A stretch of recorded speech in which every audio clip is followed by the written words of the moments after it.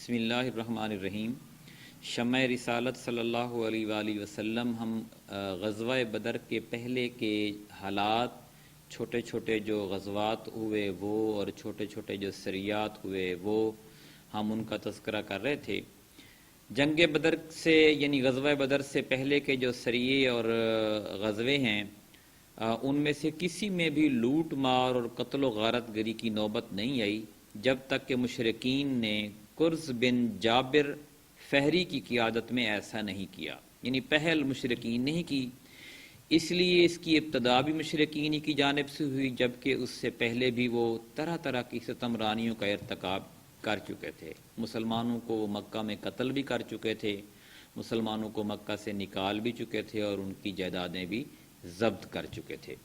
ادھر سریہ عبداللہ بن جہش کے واقعات کے بعد مشرکین کا جو خوف تھا وہ حقیقت بن گیا اور ان کے سامنے ایک واقعی خطرہ مجسم ہو کر آ گیا۔ یہ سریہ ہم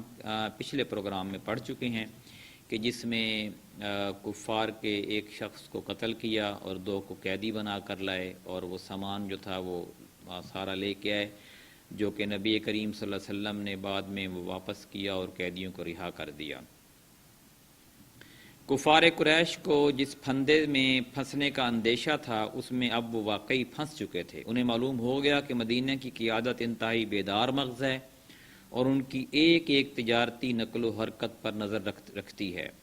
مسلمان چاہیں تو 300 میل کا راستہ طے کر کے ان کے علاقے کے اندر انہیں مار کاٹ سکتے ہیں، قید کر سکتے ہیں، مال لوٹ سکتے ہیں اور ان سب کے بعد صحیح و سالم واپس بھی جا سکتے ہیں۔ مشرکین کی سمجھ میں آ گیا کہ ان کی شامی تجارت اب مستقل خطرے کی زد میں ہے، لیکن ان سب کے باوجود اپنی حماقت سے باز آنے اور جہینہ اور بنو زمرہ کی طرح صلح و صفائی کی راہ اختیار کرنے کی بجائے اپنے جذبہ غیظ و غضب اور جوش بغض و عداوت میں کچھ اور آگے بڑھ گئے، اور ان کے سنادیدار اکابر نے اپنی اس دھمکی کو عملی جامہ پہنانے کا فیصلہ کر لیا کہ مسلمانوں کے گھروں میں گھس کر ان کا صفایا کر دیا جائے گا۔ چنانچہ یہی طیش تھا جو انہیں میدان بدر تک لے آیا۔ مسلمان تو اللہ تعالیٰ نے حضرت عبداللہ بن جہش کے سریہ کے بعد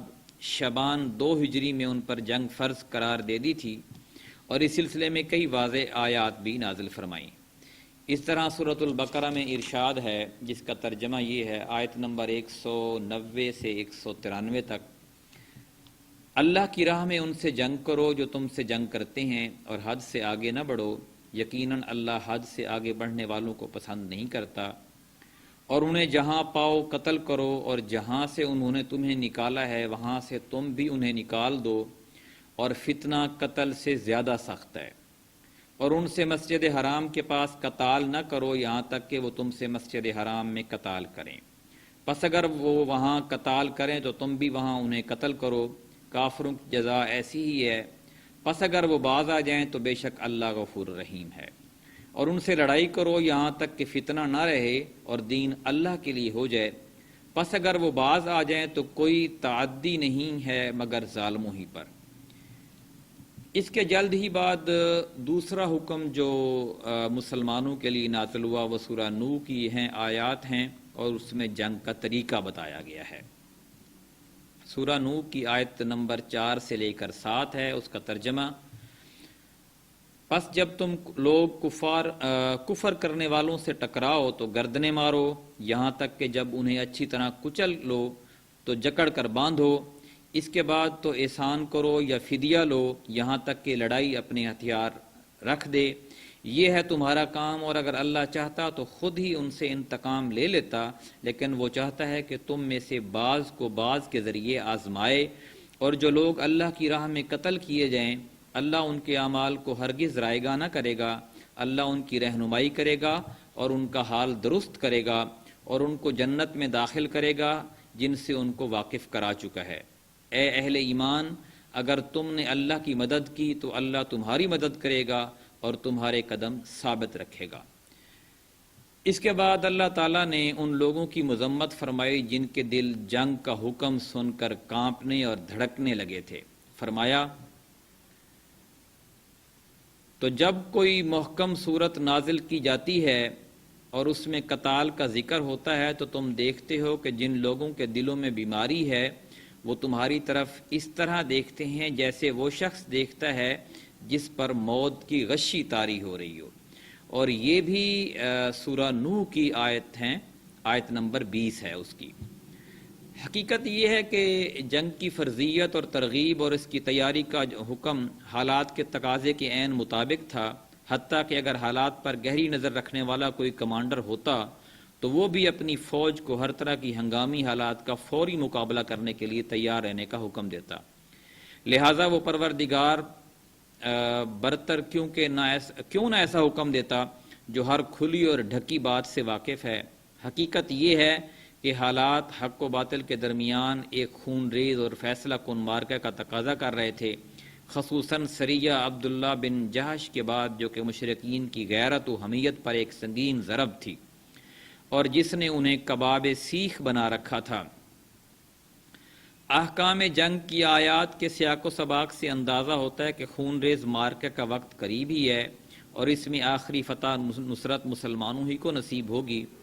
آپ اس بات پر نظر ڈالیے کہ اللہ تعالیٰ نے کس طرح مسلمانوں کو حکم دیا ہے کہ جہاں سے مشرکین نے تمہیں نکالا ہے اب تم بھی وہاں سے انہیں نکال دو، پھر کس طرح اس نے قیدیوں کو باندھنے اور مخالفین کو کچل کر سلسلہ جنگ کا خاتمہ تک پہنچانے کی ہدایت کی ہے جو ایک غالب اور فاتح فوج سے تعلق رکھتی ہے۔ یہ اشارہ تھا کہ آخری غلبہ مسلمانوں ہی کو نصیب ہوگا، لیکن یہ بات پردوں اور اشاروں میں بتائی گئی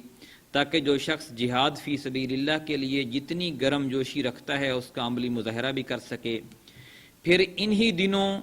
شعبان 2 ہجری میں اللہ تعالیٰ نے حکم دیا کہ قبلہ بیت المقدس کی بجائے خانہ کعبہ کو بنایا جائے اور نماز میں اسی طرف رخ پھیرا جائے۔ اس کا فائدہ یہ ہوا کہ کمزور اور منافق یہود جو مسلمانوں کی صف میں محض اضطراب و انتشار پھیلانے کے لیے داخل ہو گئے تھے، کھل کر سامنے آ گئے اور مسلمانوں سے علیحدہ ہو کر اپنی اصلی حالت پر واپس چلے گئے، اور اس طرح مسلمانوں کی صفیں بہت سے غداروں اور خیانت کوشوں سے پاک ہو گئیں۔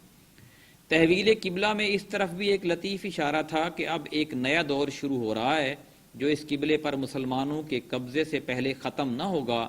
کیونکہ یہ بڑی عجیب بات ہوگی کہ کسی قوم کا قبلہ اس کے دشمنوں کے قبضے میں ہو،